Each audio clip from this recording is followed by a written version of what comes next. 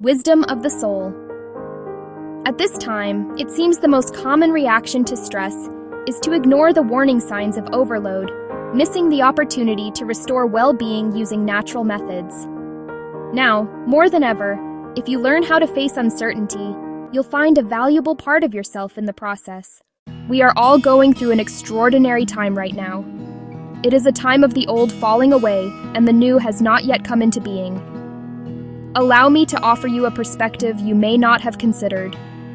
Think of this period not as something to fear, but rather as a doorway from outside to inside, or as time between dusk and dawn, or as a seasonal transition from winter to spring. These are referred to as threshold times. The qualities of the threshold time is uncertainty, strangeness, discomfort, anxiety, unease, unknowing, mystery. Thresholds ask us to use our inner resources to discover aspects of ourselves we didn't know we had. These aspects may be revealed on the physical level, such as sudden bursts of strength. On a mental level, it might come to you as obsessive thinking turned into creativity. On a psychological level, you might receive unexpected insights. And on a spiritual level, a new aspect of yourself might be revealed as a desire to know God and your place in the universe.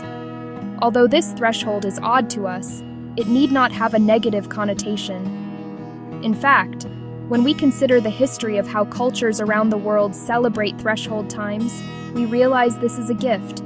The gift of a new way to see and a new way to be. The gift of new wisdoms, body, mind, heart, and soul.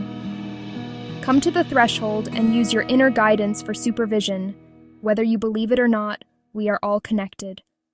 No other time in our lives has it been more apparent than during the worldwide pandemic. The virus doesn't care where you live or how much money you have. We are leveled to a common denominator, our humanity.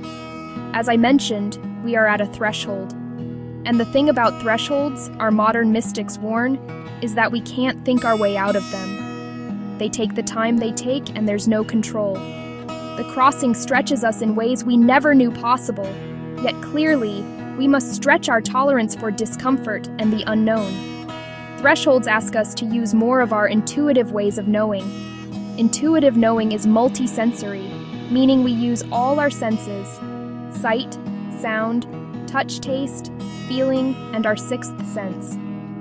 I think of the sixth sense as the spirit which animates all other levels of the self. We each have a creative spirit, and the spirit wants to be expressed.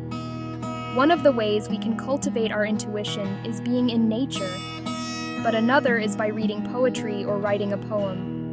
In fact, in order to write, one must tap the reflex of spirit to fully express in words beyond our mental capacity.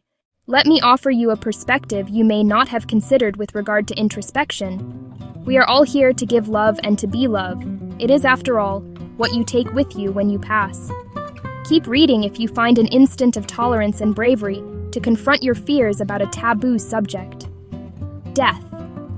It's all around us. In fact, it's central to what scares everyone so much right now.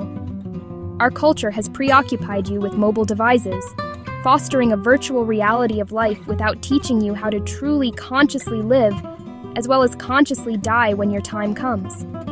If you haven't found meaning, you may feel lost, because connecting to something bigger than yourself will pull you in a positive direction. To live your life fully, you must find your meaning and purpose. Do you know yours? Your self-worth is tied to your self-concept, and your self-concept is your self-image, not only physical appearance, intelligence, and character traits such as kind, generous, tenacious, goal-oriented, but also spiritual and soulful wisdom. There is within each of us a sacred self, the awareness of that part of you that is the God self. That's right, the aspect like God, sacred and divine. When you quiet your mind and meditate, you'll contact a deep abiding peace that cannot be disturbed and can never die. Silence brings us closer to heaven, said the Indian poet Khalil Gibran. Unfortunately, many are so preoccupied with the material world that the sacred is missed or misunderstood. As I mentioned, tap into the natural world. Take yourself to the forest. Although our aptitude for stillness is all but lost in everyday routine, when we are deep in nature, our listening horizon extends for miles. You hear everything. Your intuitive ways of knowing open. You catch a glimpse of eternity because the interconnectedness of all life is amplified when you turn off your cell phone and turn on all your senses. You have the opportunity, bring up the volume on intuition and insight. You connect with Source. This source energy of the universe puts the stars in the sky and rotates the planets.